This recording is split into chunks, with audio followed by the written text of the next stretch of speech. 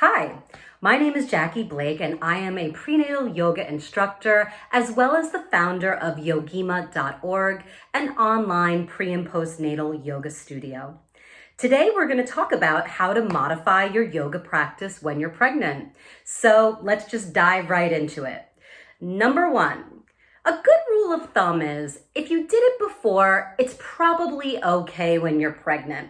So if you've been practicing yoga basically like every day and then you get pregnant, not much needs to change, at least not initially. And you'll most likely feel when things need to change. Now, what comes up usually here is inversions. Can I do a headstand, a handstand, a shoulder stand while I'm pregnant? The answer is, if you've been doing it before, doing a handstand every day and then you get pregnant, yes, you can continue your inversion practice. And at a certain point, you may feel nauseous or dizzy or just uncomfortable in your inversions. And at that point, it's time to probably stop.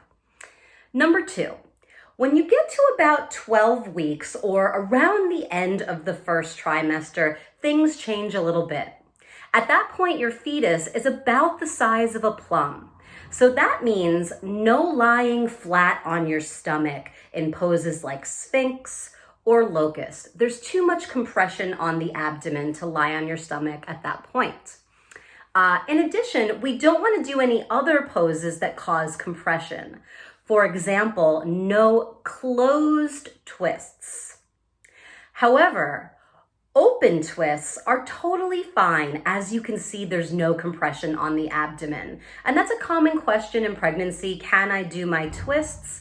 And so the answer is for closed twists where you're compressing in your abdominal cavity, absolutely not. Open, you're more than welcome. The other change you want to make around 12 weeks is this is a time that we want to stop doing strenuous back bends, like wheel or camel, going into a deep camel, or going into dancer's pose very deeply. Now, restorative back bends where you're supported, like restorative fish or restorative bridge, are totally fine. And the reason we want to be careful of back bends is because obviously as your fetus is growing, your abdominal muscles stretch. If you then go and add a strenuous back bend to that, they might stretch more than your structural integrity can handle. Also, toward the end of pregnancy, maybe in the third trimester, you start secreting relaxin, which is a hormone that helps relax your joints to get ready for your impending birth. And if you're going into deep back bends, it may stretch the joints, again, just beyond what your true structural integrity can handle. So no strenuous back bends during, after the 12th week or second and third trimester, but restorative back bends are perfectly fine. So then we get to 20 weeks, and many of you have probably heard at 20 weeks, no lying flat on your back because that compresses the inferior vena cava, which is the vein that brings blood from the lower part of the body back to the heart. And if that flow is impeded, you may start to get dizzy or a little lightheaded.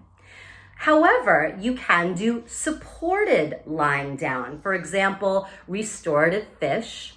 You also can do restorative bridge or legs up the wall with a block or a bolster under your hips. So we can be inclined in either direction. You just don't want to lie flat after 20 weeks. And again, that means no flat lying shavasana. You can take a supported pose with a bolster or just do shavasana lying on your left side after the 20th week of pregnancy. Now, again, once you get to the 20th week of pregnancy, you'll probably be showing and have a little belly, so you may want to modify your sun salutations. Standing with your feet together may get in the way when you dive over of your belly.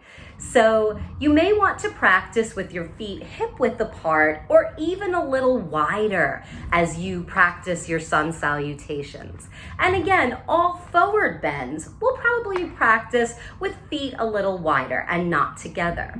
Now, in your sun salutation, you can either just skip the lowering and the up dog and go straight to down dog.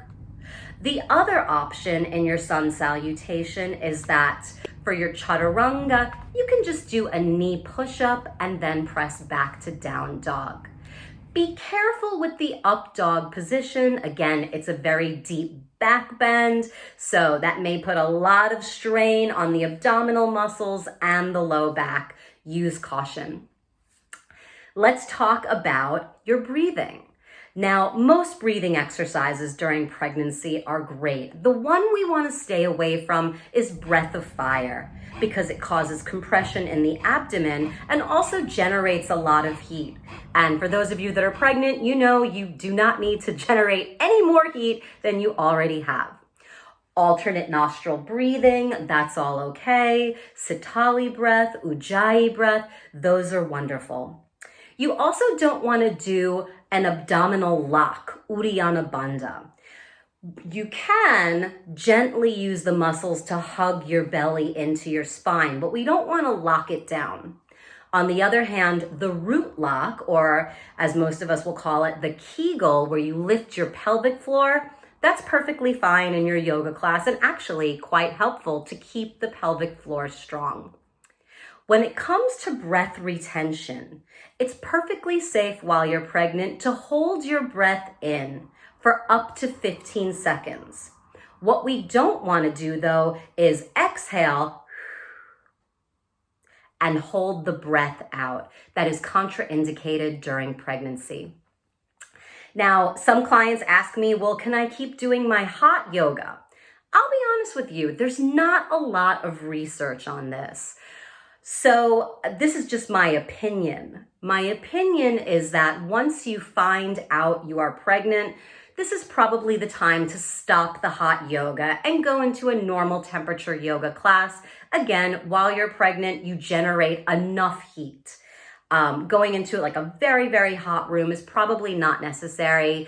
And if you do choose to do it, very quickly, symptoms will tell you if it's not for you, like vomiting or almost passing out. So again, there's no research. I would just err on the side of caution. And once you find out you're pregnant, not enter a hot yoga class. And finally, most of my clients ask me, well, once I've given birth, when can I get back to practicing yoga?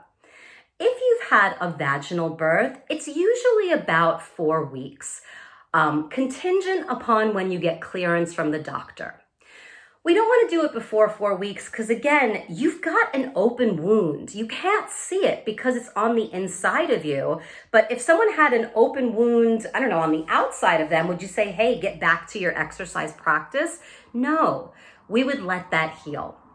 If you had a belly birth, a cesarean section, you can normally get back to your yoga practice in 6 to 8 weeks, again, depending on when you get clearance from the doctor. My personal opinion and a concept that I've taken from Ayurveda is that it is very helpful to not focus on exercise for the first 40 days after you give birth. And yes, I know this is also a biblical and a Judaic time frame, but this is also applicable in Ayurveda. And during those 40 days, your sole aim should be to create new harmony around your growing family. So there's a new baby in the mix, or maybe you already have a child and then there's like a second child in the mix.